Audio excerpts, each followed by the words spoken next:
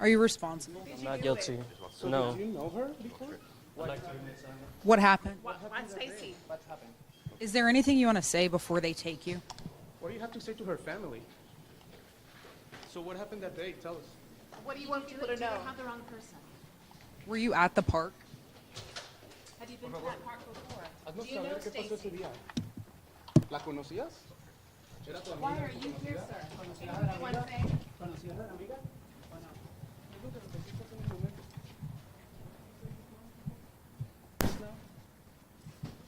Are you responsible for this? Do you have anything to say to the family? How do they find you?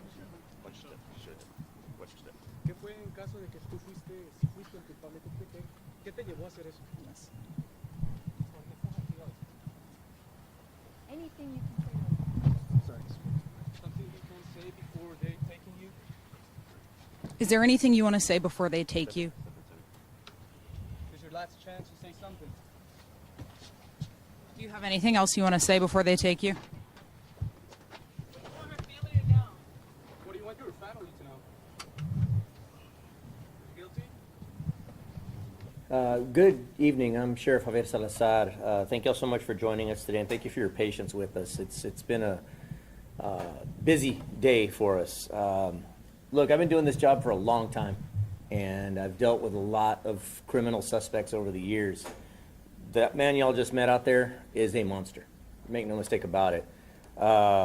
His name is Samuel Aquim Charon, and we'll bring his information up here shortly, and of course we'll send the information over to you. But Mr. Charon is currently being booked into the Bexar County Jail for 2 charges: capital murder and tampering with a corpse, both in connection with the case of Stacey Dramiga, whom you all know, and I'll recap the case for you. But as you all know, September 23rd, we discovered Ms. Dramiga's remains in DeFost Park, which, as it turns out, is actually very close to his residence where he was taken into custody today. On September 22nd of 2024, we actually received a call from family members of Ms. Dramiga in the 7700 block of Real Road for a missing report. She had gone out walking earlier that day. She was known to frequent the Greenway trails over there in that area, the Salado Creek Greenway trails. And in essence, she was known to walk 8-10 miles on a Sunday morning. So it wasn't that irregular for her to be gone for at least several hours as she walked the length of these Greenway trails. Unfortunately, when we got the call, she had already been gone for upwards of 12 hours. And of course, her family was extremely concerned by this point.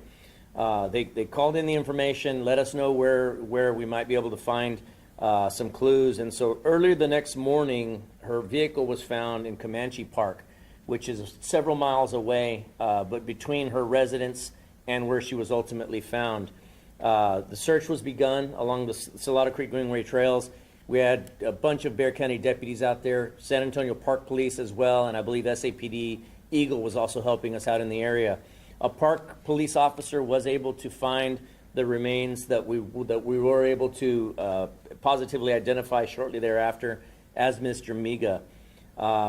Her cause of death was identified as blunt penetrating trauma to the head. She was also sexually assaulted and burned, partially burned. We were able to collect some DNA from Ms. Dramiga's body on that day, but additionally from a rock that we believe was used was most likely the murder weapon. We were able to find DNA on that rock as well.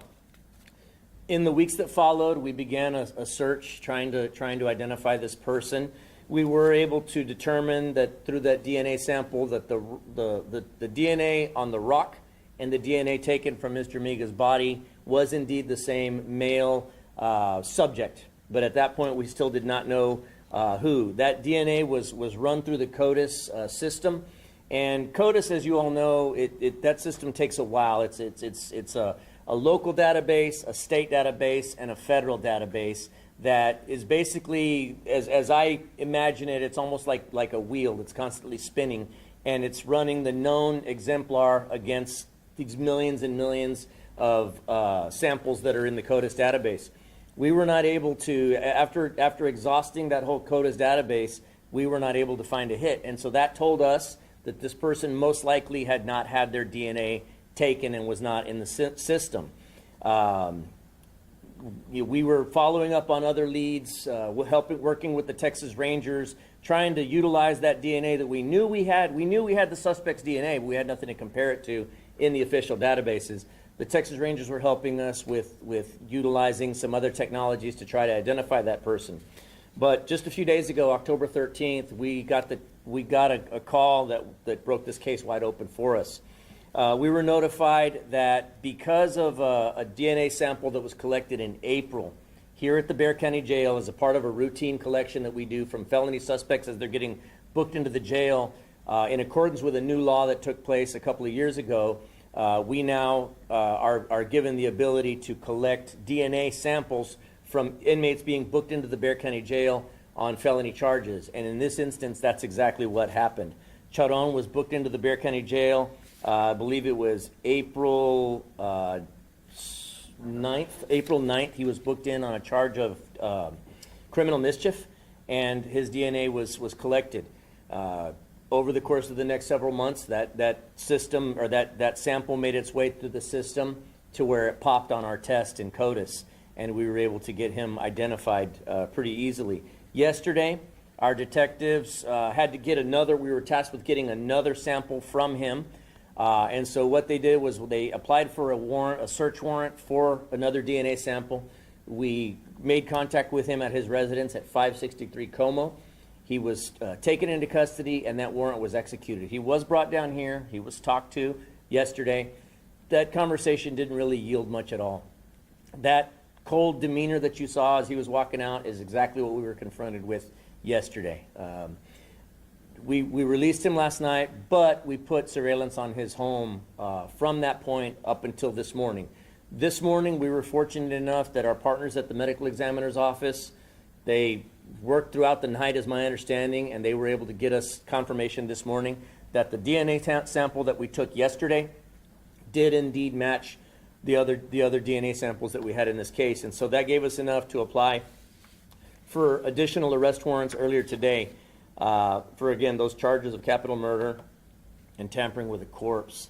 Those warrants were executed without incident this afternoon at his residence at 563 Como. He was taken into custody and brought down here to BCSO headquarters. He was questioned, but invoked his right to remain silent. And again, that stone cold demeanor that you saw was exactly what we were met with today. Completely lack of any emotion, devoid of any emotion. Didn't give any reaction whatsoever, even when confronted with some pretty grisly crime scene pictures from the crime scene itself, but just completely devoid of any human emotion at all. And so now he's going to be booked into the Bexar County Jail.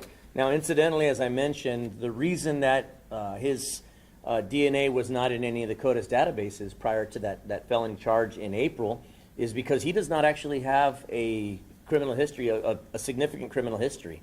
I believe he's got some minor things over these years, but nothing that would ever stick, and nothing that would ever trigger this being brought in to be tested with DNA. And so, thankfully for us, this new law led to us doing this, and of course some good heads up police work from our investigators and all of our partners at the medical examiner's office, Park Police, the Texas Rangers, SAPD, everybody that has helped us out with this case. We're just extremely thankful to everybody for their help that led us to this point in the case. Esta tarde nosotros arrestamos este sospechoso, Samuel Aquim Charon. Este día lo arrestamos por el homicidio de Stacey Adams Dramiga, una mujer que estaba haciendo ejercicio en un parque el 22 de septiembre del año pasado, del 2024.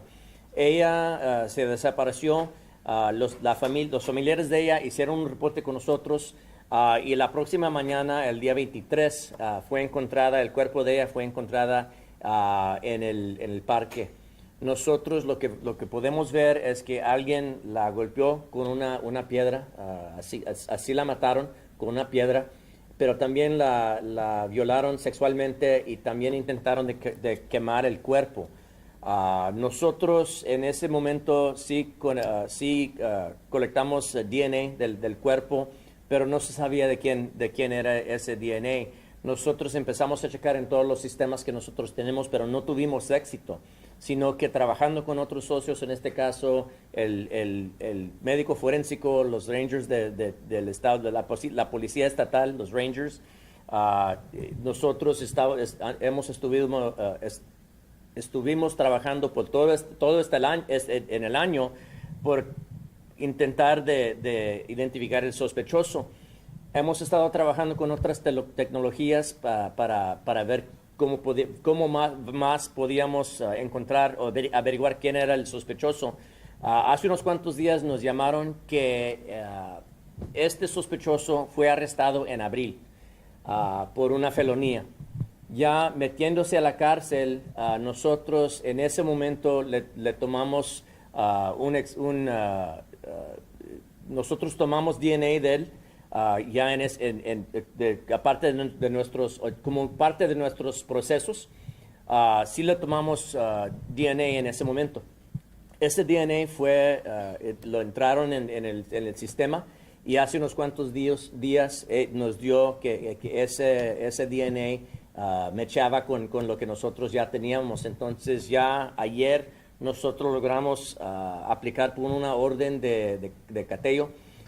Sí, lo arrestamos en ese momento, lo detuvimos para tomarle más DNA y ya lo tuvimos que soltar, pero sí lo pusimos bajo vigilancia por toda la noche. Ya este día el médico forénsico nos dio la información que sí mechaba el DNA, entonces ya este día nosotros aplicamos por órdenes por su arresto de este sospechoso, por el homicidio y también por maltratar el cuerpo. Ya este día sí lo arrestamos y lo que ustedes vieron ya afuera no tenía emoción el sospechoso, es lo que nosotros nos encontramos, así nos lo encontramos a él. Entonces ahora, obviamente para nosotros tuvimos éxito hasta este punto con este caso, pero también la investigación sigue. Entonces ya para nosotros se trata de poner la suficiente evidencia para llevar este caso a la corte. Any questions? Do you believe he acted alone? At this point, we do believe that he acted alone. Obviously for us, anything is possible in a situation like this. Definitely a savage crime, one of the more heinous that I've ever been associated with. And, but at this point, anything can happen. So we're asking anybody with information to call us, 210-335-6000. They can also send us an email tip at bcsotips@bear.org. ¿Acaso cree que había alguna relación entre la víctima y el sospechoso? ¿Se conocían? No, para nosotros no pensamos que ellos se conocieran. Solamente que ella estaba haciendo ejercicio y por alguna razón él se fijó en eso, la pescó sola y la atacó. Al principio decía que él era un monstruo.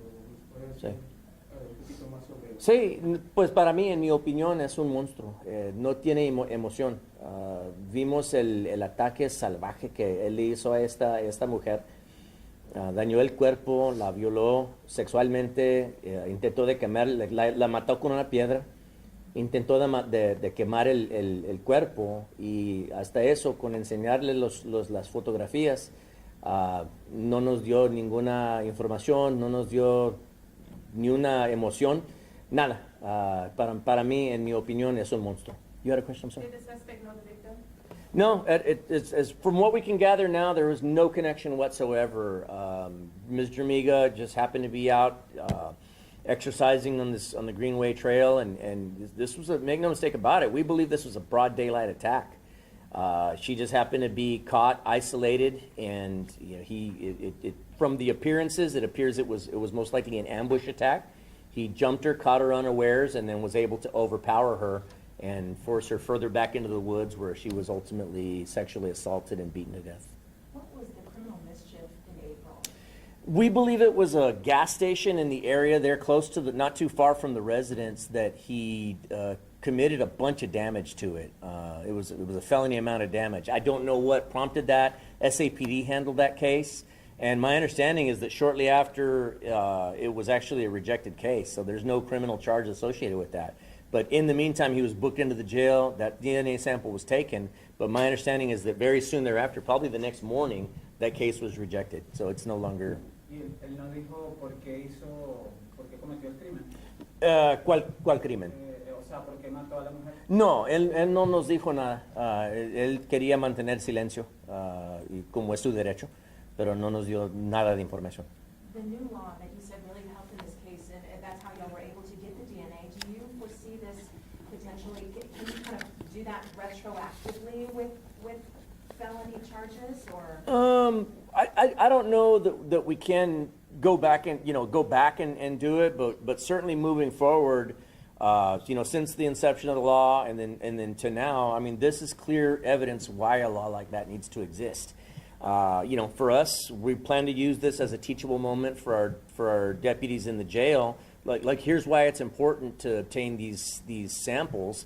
Something on a criminal mischief charge ends up cracking a case wide open that would have been a true whodunit for some time had that not happened for us. So it was certainly a lot of police work, but also a little bit of luck that helped us crack this thing open. Did your cameras that y'all positioned along that trail capture this suspect anytime? It didn't. From what we're able to gather, it did not. From what we can gather, he didn't ever return to the scene after she was discovered. Any chance that he has charges outside of the state of Texas? There are no indicators now, and indicators are that he's been living here the greater part of his life. He went to high school here. He's a U.S. citizen. There's no indicators that he traveled outside Bexar County. Okay. Thank you all so much. Appreciate it.